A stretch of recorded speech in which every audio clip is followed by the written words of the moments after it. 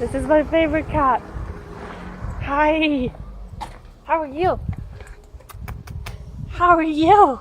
Oh my goodness. I wish I could make a vlog about cats in Groningen.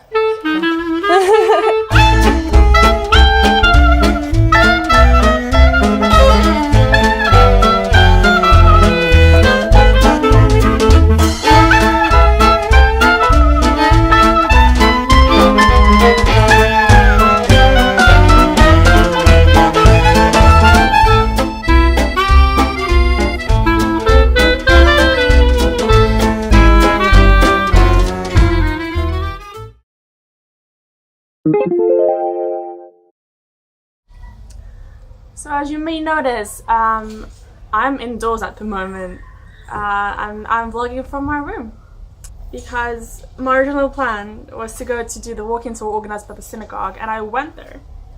However, I was the only person who went there, so I didn't film during the tour.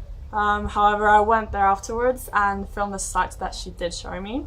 I'm gonna do a voiceover, and I also went inside of the synagogue, and I'm gonna just explain what is to be found, what the little bits and pieces of Jewish heritage in Groningen, and hopefully you will enjoy it. So welcome to my vlog, Cultural Heritage.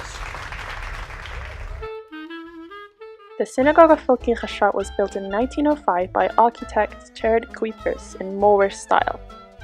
The walls are decorated with vibrant, colorful stained glass windows where we can see Tree of Life symbolism.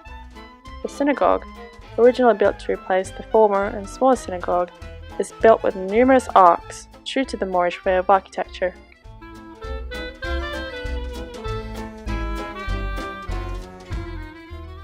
Nowadays, the synagogue serves as a cultural and educational center. They regularly host exhibitions, concerts, tours, and lectures. For example, the day I visited, they had an art sale going on. And the reason why I chose this topic is because I'm half Jewish myself. My dad's Jewish. It's very interesting to me because it's kind of my heritage as well. But there's also a lot of history that not many people might be aware of, and that I wasn't aware of for sure. Like, she showed me so many things, little bits and pieces that I've never noticed before, and I go through that street like every day. So I'm now walking down the Folkingestraat. It's very quiet today.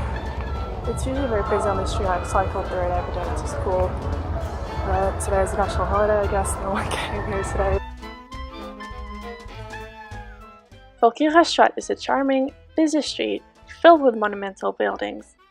Today, it's a hub of little shops and cafes, but it also has a rich history as the physical and cultural heart of the Jewish heritage. There are several art pieces and remembrance plaques displayed throughout the street that represent the religious, historical, and cultural heritage of the Jewish community of Groningen. On the pavement we can find the artwork by Joseph Simon. Artwork is called Galgal Hamazalot, and it consists of 11 moons that are placed on the pavement, completing into a full moon in the middle and then becoming smaller towards the edges. It stretches throughout the entire street, and it represents the moon cycle, which is an important symbol in Judaism. This one is called Also Here by Peter Dekan. It's carved into a wall, and it represents the loss of a community.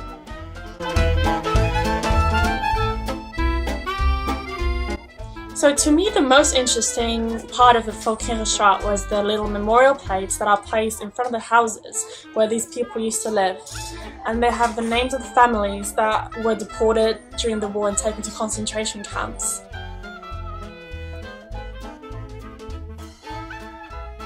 The biggest one of them is the Van Gelder family, where 100 members of the family were taken away during the war.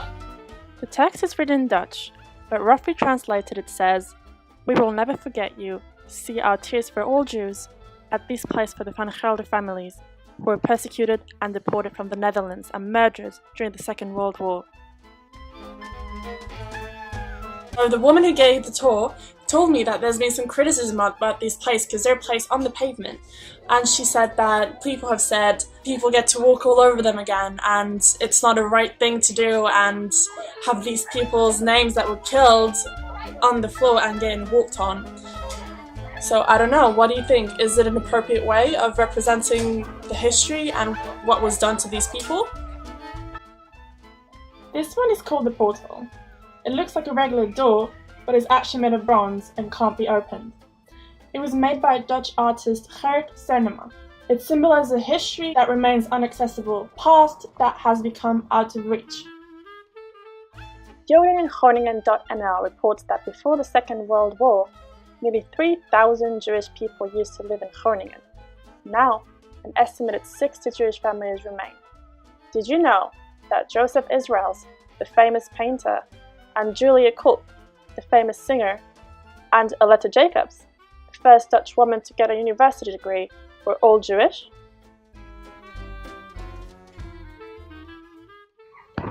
Nicole Delavine-Rubinska says that around the 60s and 70s, social movements in Western Europe led to the development of ethnic revival of minority groups. She states that minorities were reduced and commodified to symbolism and folklore after years of oppression. Do you think the Remembrance art in Folkingestraat is well representative of the Jewish heritage, or is it commodifying it?